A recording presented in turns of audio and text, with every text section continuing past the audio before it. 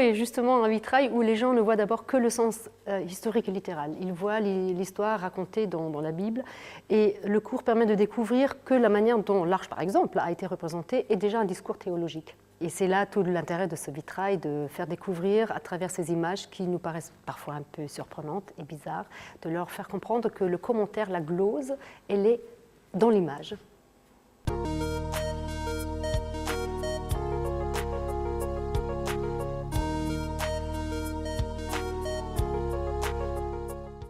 Alors nous allons commencer notre cours aujourd'hui avec le vitrail de l'arche de Noé. Noé d'ailleurs signifie consolateur du monde. Quand Noé est né, sa mère a dit « Celui-ci nous soulagera de nos fatigues et du travail pénible de nos mains ». Voilà, consolateur du monde. Il se trouve dans la cathédrale de Chartres, dans le bas-côté nord, tout de suite quand vous rentrez par le portail royal. Il se trouve ici, selon la numérotation du Corpus Vitrearum. Tous les vitraux de la partie basse des cathédrales côté nord sont numérotés avec les nombres impairs. Donc Noé ici c'est le numéro 47. Et puis côté sud on a toujours les chiffres pairs. Et nous allons traiter aujourd'hui de Noé 47, de 41 Joseph et de 37 de la passion typologique. Et comme ce cours est consacré plus précisément aux 4 sens de lecture, je vais vous les donner tout de suite. On distingue depuis saint Augustin, et la pensée des théologiens a toujours développé dans ce sens l'interprétation de la Bible, on distingue 4 sens de lecture. Quand vous avez un texte dans la Bible, on voit d'abord le sens littéral ou historique. Donc pour l'Arche de Noé, c'est le récit biblique du déluge. On appelle sens spirituel les sens que l'on peut donner à différents événements ou personnages dans lesquels on va d'abord voir dans un sens allégorie, image, ça veut dire image, ou typologique, du mot grec typos, modèle. On va voir une annonce de la vie de l'Église, des personnages de l'Église ou une préfigure du Christ. En Noé, par exemple, on voit une préfigure du Christ parce qu'il sauve le monde. Le sens tropologique, comme la petite fleur héliotrope qui se tend toujours vers le soleil. Donc c'est dans ce sens que l'âme de chacun doit se tourner vers le Christ. C'est donc le sens moral que l'on veut donner à ces personnages. Qu'est-ce que je dois faire pour agir comme Noé, obéir à Dieu? Le sens anagogique est le 4e sens, qui signifie se tourner vers la Jérusalem céleste, vers le paradis. Donc cela concerne les fins dernières, la fin des temps, la Jérusalem céleste. Donc un exemple, prenons justement la ville historique de Jérusalem, c'est le sens historique. Dans un sens allégorique, on utilise souvent la ville de Jérusalem comme une image de l'Église, l'Église avec un grand E. Dans le sens tropologique, c'est par exemple Bernard de Clairvaux qui s'y réfère, c'est l'image de l'âme de chacun. Et puis, anagogique, c'est la Jérusalem céleste, c'est le paradis. Si on veut donc appliquer l'interprétation pré-typologique, donc les préfigures dans les personnages, si on veut voir des préfigures du Christ dans les personnages de la Bible, vous pouvez voir là, par exemple, la pensée de Zède de Césarée. Donc, le Christ était le père de la postérité des saints dans Adam. On a vu l'importance du nom même de Adam. Innocent et vierge martyr dans Abel, tué par Caïn. Réparateur de l'univers dans Noé. Béni et source de toute bénédiction dans Abraham. Souverain prêtre dans Melchisédek. Victime volontaire dans Isaac, chef des élus dans Jacob. Vendu par les frères dans Joseph, que nous verrons aujourd'hui. Voyageur et fugitif, puissant en œuvre et législateur dans Moïse. Et souffrant et abandonné dans Job. Il faut savoir que l'arche de Noé est l'un des symboles les plus anciens utilisés par les chrétiens. On ne va pas développer le récit très complexe du déluge dans les catacombes. Il suffit de montrer cette caisse, kibotos en grec, la Septante. Elle va utiliser 300 ans avant la naissance du Christ le mot kibotos pour traduire l'arche. Vous voyez Noé dans cette position désorante en prière et la petite colombe qui apporte la branche d'olivier signifie la résurrection, la vie éternelle, le retour dans la patrie céleste. Pour Daniel, il suffit de montrer Daniel dans la fosse des lions aussi pour signifier la résurrection. Donc on résume ces récits en un seul personnage, en une seule petite image. Et Noé fait partie de ces images les plus anciennes. Notre vitrail dans la cathédrale de Chartres se lit du bas vers le haut, comme tous les vitraux, et si on veut voir un sens anagogique, on peut tout de suite dire le sens anagogique, c'est de partir de la terre vers le ciel. Et c'est pour cela que souvent en haut, vous avez Dieu, vous avez Jésus, vous avez les anges. Si vous regardez ce vitrail, vous pouvez compter 42, ici on a 42 panneaux, si on prend en compte les deux petites drôleries dans les marges, parce qu'on peut dire que les vitraux sont composés comme les enluminures. Vous avez le texte qui est ici sous forme d'image, reproduit sous forme d'image, et vous avez parfois le commentaire sous forme de drôlerie, et le fond du vitrail, c'est comme les rinceaux de fleurs qu'on voit dans les enluminures. Et donc, vous pouvez déduire les deux si vous voulez, vous arrivez à 40, et vous avez les 40 jours qui la pluie pendant le déluge. Le chiffre 40, donc dans l'armature même du vitrail, dans cette subdivision, d'ailleurs dès Laporte, quand il a rédigé sa monographie sur la cathédrale, il dit « mais c'est terrible ce vitrail, pourquoi est-ce qu'ils ont fait autant de petites scènes, c'est difficile de lire ?» Ben oui, il fallait caser quand même 40 scènes, il fallait les caser. Donc 40 jours et 40 nuits de pluie au début des déluges, ce que vous lisez dans la Genèse 7. 40 devient le chiffre du labeur terrestre, de l'affliction, de la peine et aussi de la pénitence. Numerus laborum, c'est la vie terrestre, l'affliction et le renoncement. Et le tour du cœur, par exemple, de la cathédrale de Chartres a été divisé en 40 scènes. Ce n'est pas un hasard.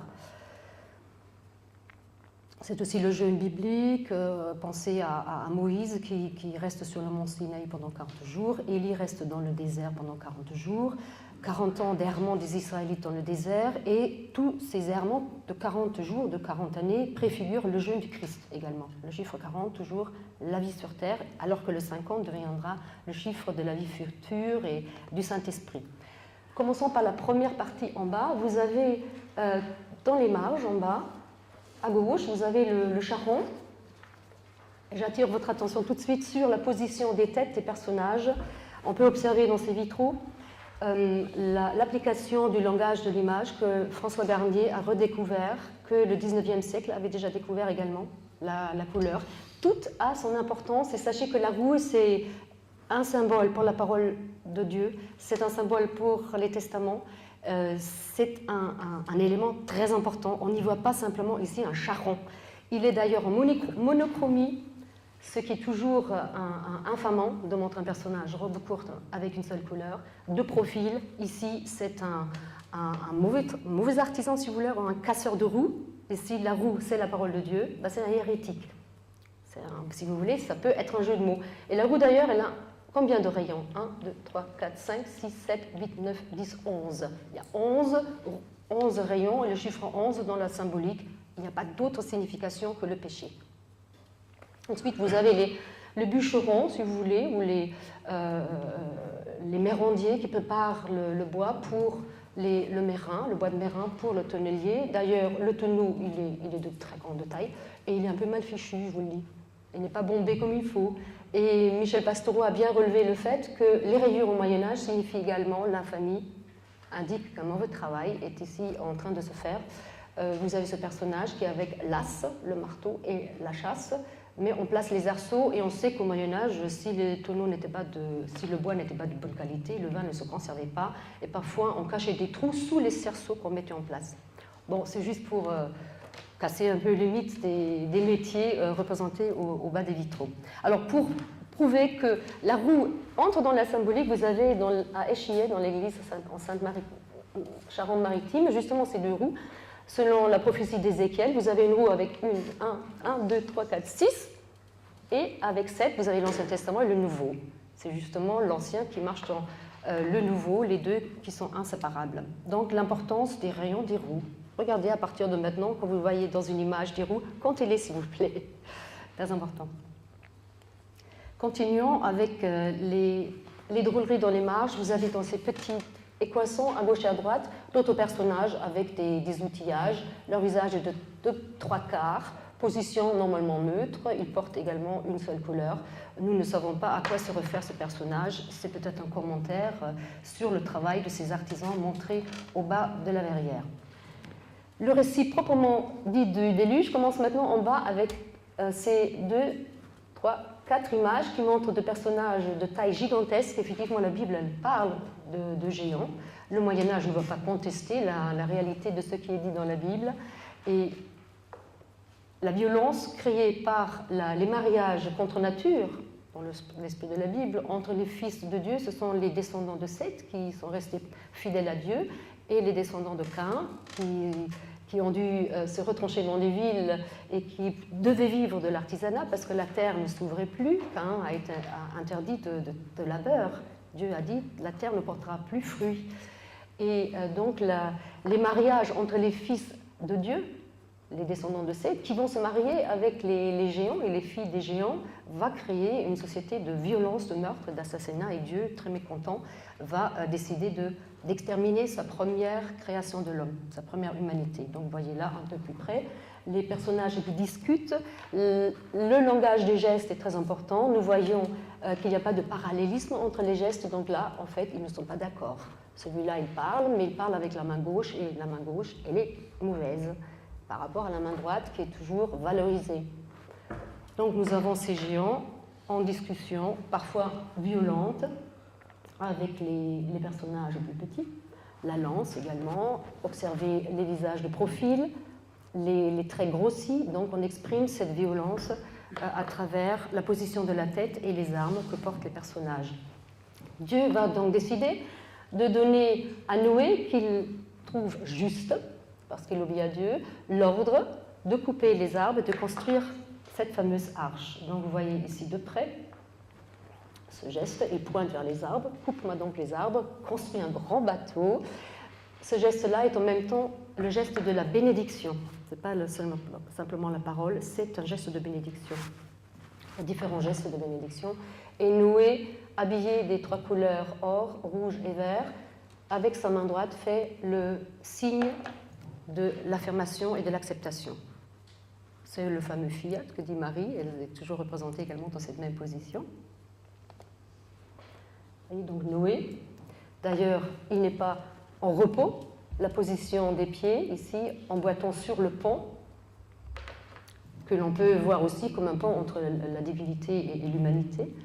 Le pape, d'ailleurs, s'appelle Pontifex, celui qui crée les ponts. Noé accepte donc cette rude tâche, il avait quand même entre 500 et 600 ans, quand Dieu lui dit « construis cet énorme bateau ». Il avait 3 fils, Sem, Ham et Japhet, qui avaient 3 épouses qui sont représentées de l'autre côté, et nous voyons aussi la femme de Noé, dont la Bible ne parle pas plus.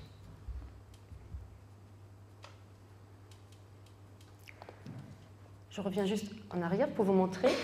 Donc, la famille de Noé, vous pouvez déjà compter 1, 2, 3, 4, 5, 6, 7, 8 personnes vont trouver place dans l'arche, qui va devenir le chiffre du baptême et du renouveau, de l'humanité renouvelée. Et là, une scène dont ne parle absolument pas la Bible. La femme de Noé en discussion avec Noé. Elle lui parle, elle lui montre le chemin et il est d'accord. Et on a l'impression que c'est la femme qui lui dit « tu dois maintenant te mettre au travail ». Et en même temps qu'il se met au travail, les théologiens du Moyen-Âge ont pensé qu'il a averti l'humanité tout le temps du danger qui menaçait sur eux. Et si nous plaçons le vitrail dans son contexte historique, pensons aux croisades. Et peut-être les femmes, effectivement, pouvaient encourager les hommes aussi à réaliser le vœu de croisade qu'ils avaient prononcé. Donc une valorisation ici de la femme de Noé. Et nous verrons à la fin que la femme de Noé porte ici les mêmes couleurs que Dieu à la fin. Et je remarquais, parce que m'étant intéressée aux théologiens du XIXe siècle, qu'effectivement la couleur ici est un code pour associer, pour hiérarchiser. Et tous les élus de Dieu, quand ils sont parvenus au stade d'obéissance totale à Dieu, ils portent la pourpre et la couleur blanche. L'association de ces 2 couleurs montre que la personne, le personnage, obéit parfaitement à Dieu. Alors Noé se met au travail. Il fait l'arche avec un bois incorruptible. Et pour cette raison, comme l'arche a été construite dans un bois incorruptible et en raison des dimensions que Dieu va donner pour la construction de l'arche, les théologiens, Saint Augustin n'est pas le dernier, à avoir une image du corps du Christ. D'ailleurs, l'arche peut être aussi une image de l'Eucharistie. Et on désigne souvent dans le Nouveau Testament par le même mot kibotos que la Septante a utilisé pour l'arche, tous les termes qui se rapportent à l'Arche d'Alliance. Quand on parle dans le Nouveau Testament de l'Arche d'Alliance, on utilise le même terme. Donc il y a un lien créé entre l'Arche de Noé et l'Arche d'Alliance qui a contenu la manne, qui est une préfiguration du corps du Christ, de l'Eucharistie. Et c'est toujours dans le sens de écrin de vie. Quand on a le mot arca ou kibotos ou arche, c'est le contenu pour la vie. L'arche de Noé est donc construite selon les prescriptions de Dieu, longueur 300 coudées, 50 coudées pour la largeur, hauteur 30, et on a vu donc dans les proportions l'image du corps du Christ. Alors, vous voyez ça dans le Genèse chapitre 6, le 30, on a déjà vu l'importance de la Trinité, tout le monde connaît. Le chiffre 1, 10, 100, c'est toujours une potentialité d'un chiffre qui est multiplié par le chiffre de Dieu. Le 30 devient le chiffre de l'âge du Christ à son baptême. On a pensé, la Bible n'en parle pas, mais on a pensé qu'il a dû être baptisé à l'âge de 30 ans, donc la perfection. C'est la Trinité multipliée par les 10 commandements. Et la somme des diviseurs de 30, 1 plus 2 plus 3, etc., les diviseurs, donne 42. Et vous avez là l'image des 42, généalogie, rappelez-vous, selon Matthieu. Donc une annonce aussi de la venue du Christ, dont Noé est une préfigure, un type. Donc l'arche serait aussi une préfigure de l'ecclésia, du corps mystique du Christ. Ensuite, le chiffre 50, on peut interpréter les chiffres par ses propriétés arithmétiques, mais aussi en se référant au psaume. Alors le psaume 50 est le psaume qui parle de péché, de pénitence et de rémission, et c'est exactement ce qui se passe également. La vie future, l'Esprit Saint. Et puis un peu plus complexe, si on multiplie le 7 par lui-même, 7 x 7, 49, plus 1, l'unité divine. Et on veut exprimer par là aussi, par ce chiffre 50, la totalité des fidèles réunis sous le Christ. C'est comme cela qu'on a interprété la dimension de l'arche. Et le chiffre 300, c'est la Trinité multipliée par 100. 6 x 50, vous avez la transition du 5e vers le 6e âge, 6 x 5. Et on peut interpréter la longueur de l'arche aussi comme l'âge de l'incarnation, une annonce de l'âge de l'incarnation du Christ et la grâce qui remplace la loi. Et la lettre tau grecque, dans la gématrie qui est inaltérable, c'est toujours les mêmes valeurs que l'on donne à ces lettres. La lettre T, tau, c'est 300, donc 300 c'est la lettre tau, et c'est une image de la croix du Christ. Tout à l'heure, nous verrons Jacob qui s'appuie sur un bâton qui a la forme de la lettre tau, de la croix.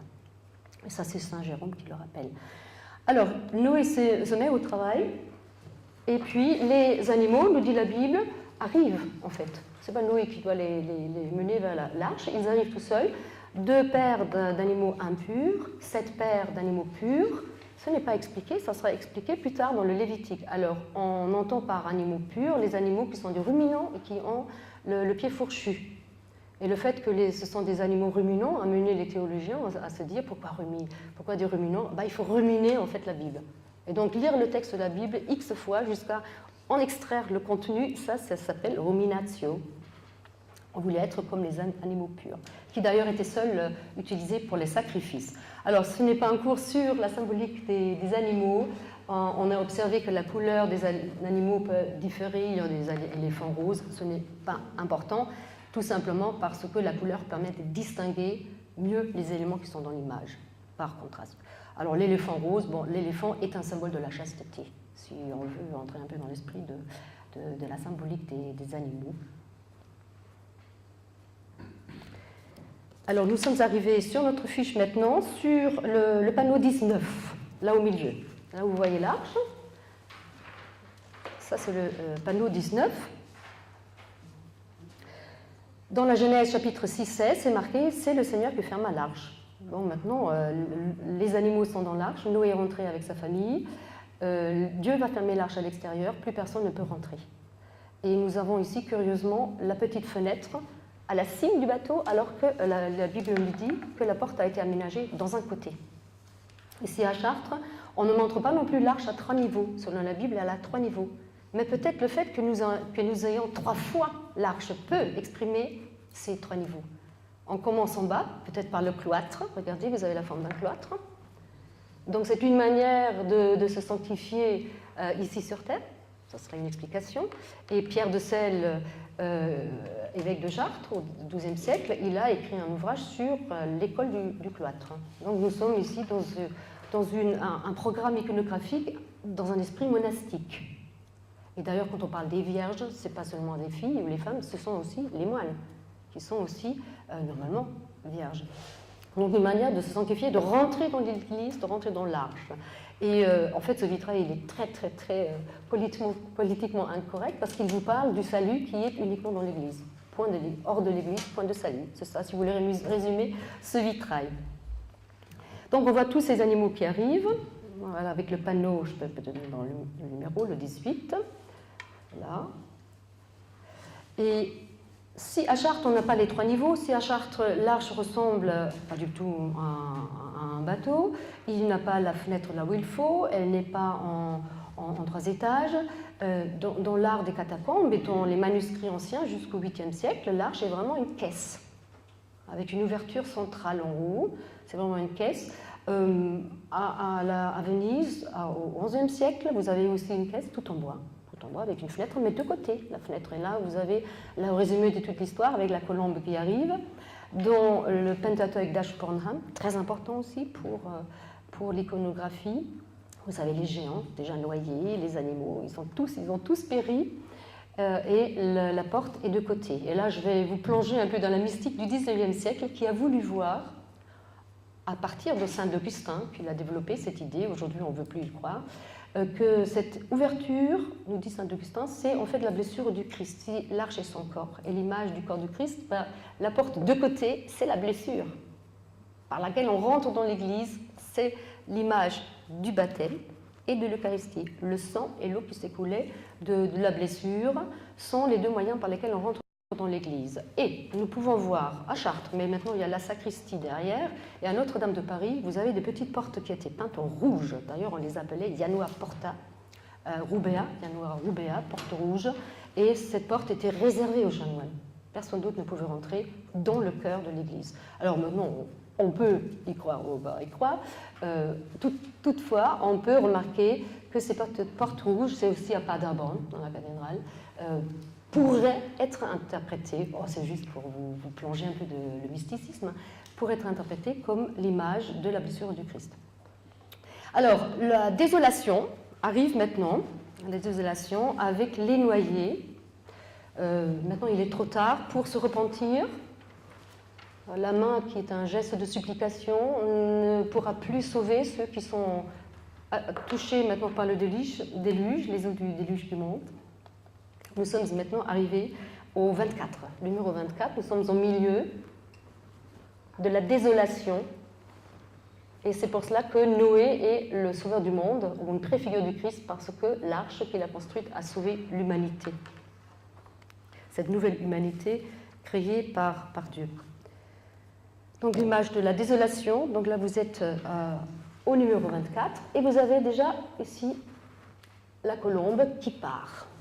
La colombe que Noé va lâcher, qui s'en va. Et c'est un procédé de l'image au Moyen-Âge, de montrer 2 temps chronologiques réunis en une seule image. Elle part 2 fois. La 3e fois, elle apporte la branche d'olivier dans son bec. Et d'ailleurs, vous voyez que les eaux du déluge redescendent. Les eaux du déluge sont restées sur la terre pendant 150 jours.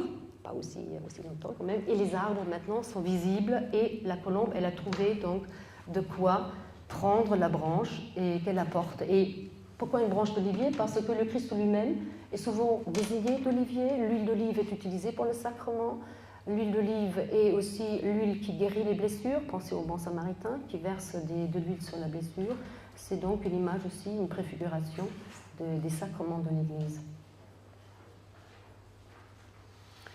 Donc la désolation tout autour, avec les 4 panneaux qui montrent les noyés.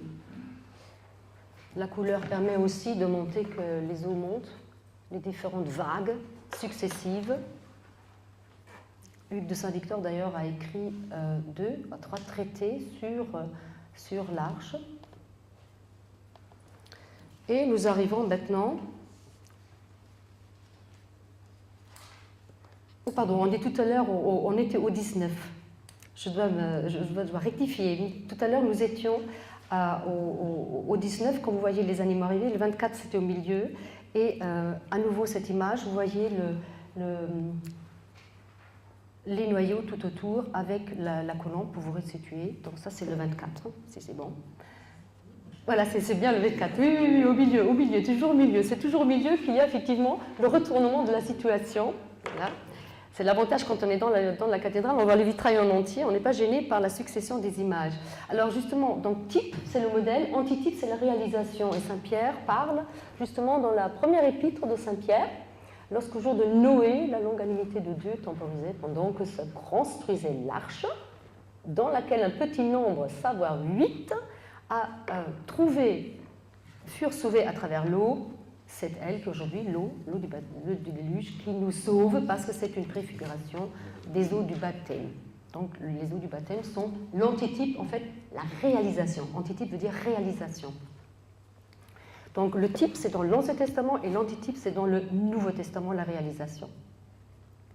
Alors, les eaux du déluge sont restées sur la terre pendant 150 jours et les exégètes ont composé le chiffre 150, ou plutôt ils l'ont divisé en 7 plus 8, chiffres du sabbat. L'Ancien Testament, il y a 8, résurrection le 8e jour. Nouveau Testament, ça donne 15, et vous le multipliez par 10, et on a voulu y voir une concordance entre l'Ancien et le Nouveau Testament. Donc, tout ce vitrail, en fait, nous dit ce qui est expliqué dans l'Ancien va trouver sa réalisation dans le Nouveau.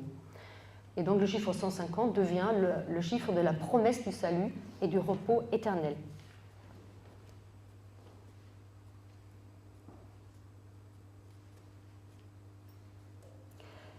Alors maintenant, vous allez voir l'image numéro 28. Vous avez le fameux corbeau. Le corbeau qui sort de l'arche, Noé le lâche, mais le corbeau ne revient plus, ou plus il fait des allers-retours, pas très fiable. Le corbeau est, en raison de son plumage noir, l'image du pécheur, et comme il ne rentre plus dans l'arche, l'image du pécheur qui ne veut pas s'amender. Saint Augustin interprète le croissement du corbeau, avec le mot latin cras, qui veut dire demain, donc il remet le corbeau et l'image du pécheur qui remet toujours au lendemain sa conversion.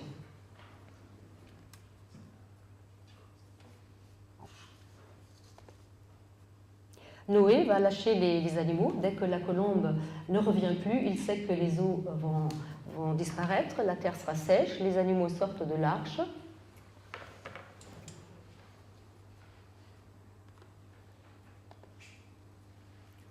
Voilà, nous avons un nom par paire. Cette fois-ci, il se dirige vers l'extérieur du vitrail. Et tout en haut, nous voyons donc, ça c'est le panneau numéro 32. Voilà, c'est au-dessus du corbeau. Vous avez maintenant, tout à l'heure au bas, rappelez-vous, il y avait les hommes séparés des femmes. Et dans l'arche, on pense qu'il n'y avait pas de procréation. Mais une fois que les eaux ont disparu, Dieu va dire « Je vous bénis, multipliez-vous ». Et donc on a à nouveau la reconstitution des pères. Puis vous avez la scène numéro 34, à gauche dans l'image de notre vitrail. Noé passe pour avoir inventé le raisin. Non, il faut plutôt dire il a replanté la vigne. Apparemment, on s'était méfié de la vigne et on ne savait pas que le vin enivrait. Et Abélard a dit que l'arbre de la connaissance du bien et du mal du paradis pourrait avoir été la vigne. Et c'est parce que Adam et Ève avaient mangé du fruit, ou qu'ils avaient mangé le fruit fermenté, ils avaient un peu perdu effectivement la raison. C'est pour ça qu'ils ont désobéi et on se serait méfié de la vigne pendant toutes ces générations. Et Noé, il ne savait plus. Et il va effectivement, une fois après avoir planté cette branche qu'il a apparemment précieusement gardée dans l'arche, il va la planter et il va s'enivrer. Alors évidemment qu'un patriarche préfigure du Christ s'enivre, c'est évidemment pas bien. Et on a interprété cette ivresse, c'est Pierre de Sel d'ailleurs, on a interprété cette ivresse comme une image de l'ivresse spirituelle. un peu s'enivrer de Dieu. Ah, il faut trouver une... Puis la nudité, ça serait une préfiguration de la nudité du Christ sur la croix. Mais remarquez d'ailleurs, vous avez une poutre de gloire et vous avez un Noé qui est tensuré. Il est tensuré. D'ailleurs, il est pas très bien rasé. Et sur la poutre de gloire, vous avez non pas une croix, mais vous avez une fleur de lys. Et la fleur de lys, c'est toujours d'abord, avant d'être le symbole des rois capétiens, c'est toujours le symbole de l'alliance entre le naturel et le surnaturel, et tout ce qui en découle. Donc les deux réunis en Noé. Donc il faut forcément voir ici un contenu surnaturel. Alors cette ivresse va être la cause de la malédiction de Cham. Ce n'est pas raconté dans le vitrail, mais Noé va donc découvrir sa nudité. Cham va le découvrir, va se railler de son père, il va rapporter le fait à ses frères, Sem et Yafet, qu'eux vont, à reculant, couvrir la nudité de Noé avec un manteau. Et pour punir Noé, qui est représenté ici en tant que justicier. Justement, la fleur de lys aussi comme symbole de justice divine. Là, il est assis sur le siège du juge et il va maudire son fils, ou plutôt la postérité de son fils. Les 3 fils avaient été bénis par Dieu, il va revenir là-dessus, mais la postérité de Cham va être la cause de la malédiction de tous les descendants de Cham qui seront soumis à la descendance de ses frères. Nous sommes arrivés en haut avec les 3 panneaux 34, 36 au milieu et le 35. Et puis, nous finissons tout en haut. En fait, tout à l'heure, on a vu la plantation de la vigne, ici, et on a vu la récolte, les vendanges en bas. Donc là, c'est la plantation.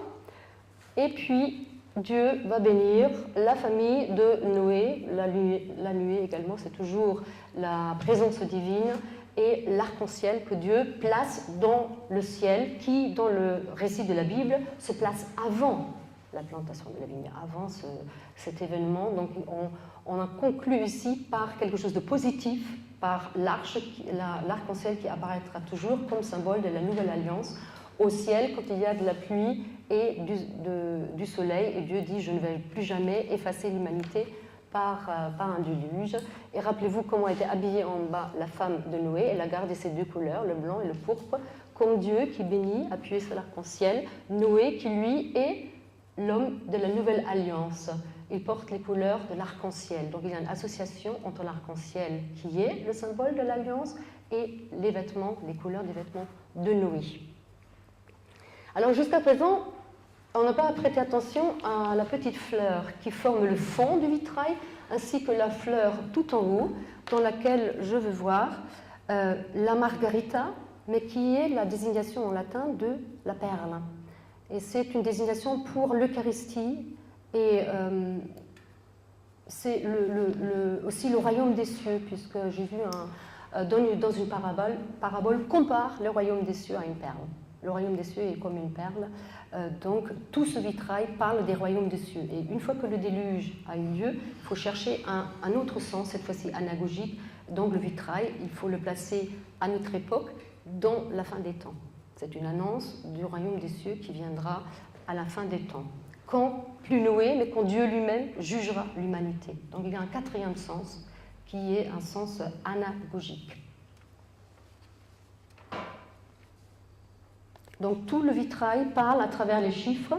Le chiffre 8 qu'on a vu, les 8 personnes qui trouvent place dans l'arche, c'est l'arche avec le chiffre 8 et toute la symbolique, c'est la résurrection, le baptême, le salut et la gloire à venir.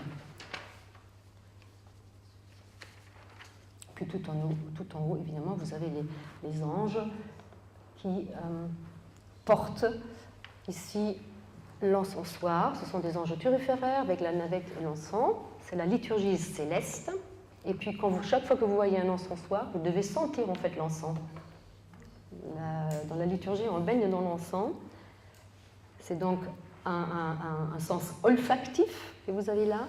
Et les anges apportent aussi la couronne des martyrs, ou la couronne tout court de celui qui persévère. Et même les clés de voûte étaient interprétées comme les couronnes données aux fidèles dans sa gloire au ciel. Voilà, pour le vitrail de Noé. peut-être on va, pour que vous puissiez vous réparer, revenir un court instant si vous voulez. Voilà, là. Donc vous aviez l'ordre donné par Dieu à Noé, c'était le premier, Karim sur la pointe. Noé qui se met au travail, le deuxième. La première représentation de l'arche sous forme d'un cloître, 19. Au milieu, 24. Bon, le chiffre 24, évidemment, aussi, si on peut suivre cette numérotation, vous serez là aussi aux 24 veillards de l'Apocalypse, le chiffre 24. On monte, les animaux sortent. 36, Noé justicier, et tout en haut, l'arc-en-ciel. Et vous avez 1, 2, 3, 4, 5, 6, 7. 7 niveaux. On a vu l'importance du chiffre 7 dans l'Ancien Testament. Aussi, 3 plus 4, le divin, l'humanité.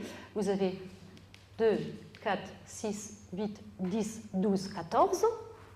On avait déjà vu le 14 aussi. Et là, vous avez 12. On peut voir l'annonce des 12 apôtres. Vous voyez, on peut jouer avec les nombres et toujours retomber sur ses pieds. Alors, je peux sortir? C'est bon?